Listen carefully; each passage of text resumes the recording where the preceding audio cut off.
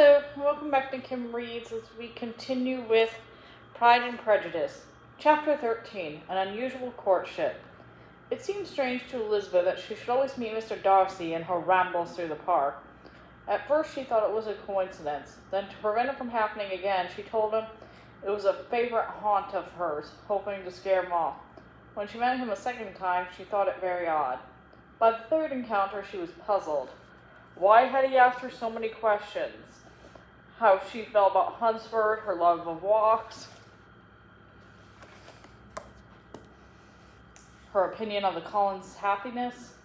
He even implied she would stay at Rosings whenever she returned to the area. Did he assume she would marry Colonel Fitzwilliam? One day, as she walked, instead of being surprised by Mr. Darcy, she saw Colonel Fitzwilliam. Since they were friends, they could candidly discuss anything. Their friends, money, marriage, and the effect wealth had on marriage prospects and happiness. Sadly, younger sons cannot marry who they like, he shrugged, since the oldest sons inherit all the property. Unless they like women of fortune, said Elizabeth, which they often do. There are not many in my position who can afford to marry without some attention to money, he admitted. Is this thought Elizabeth meant for me? And she blushed. I wonder that Mr. Darcy does not marry, she said bluntly, but perhaps his sister's company is enough for now. And Mr. Darcy, of course, is a great friend of Bingley. I agree. From something Darcy told me recently, though he didn't mention any names, I have reason to think Bingley is indebted to him, the Colonel said.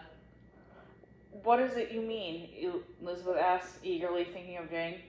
Would you finally learn the truth behind Bingley's abrupt departure? He said he saved a friend from a bad marriage. I think it might be Bingley, because he's the sort of chap who would get into a scrape of that sort. Did Mr. Darcy give you his reasons for interfering? Elizabeth asked.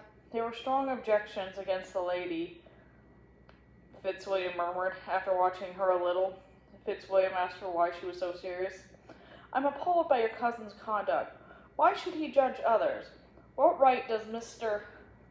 Darcy have to decide if his friend is happy? Anxious not to because has aroused his suspicion, she changed the subject, talking of indifferent matters until they reached the parsonage. Once alone, she could not think at all about what she had learned. He must be speaking of Bingley. There could not exist in the world two men over whom Mr. Darcy could have such influence. His interference were the cause of Jane's sufferings. He had ruined her hope for happiness. There were strong objections against the lady, were Colonel Fitzwilliam's words, and these strong objections were probably family-oriented. No one could object to Jane herself, Elizabeth exclaimed to herself.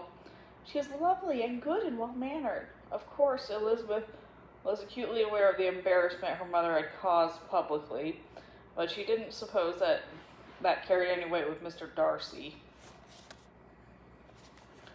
His pride would only be wounded by Jane's lack of social connections.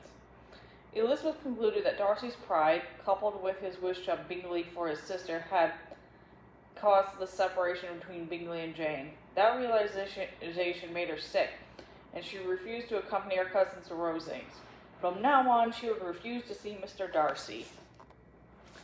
And that's the end of that chapter. See you later.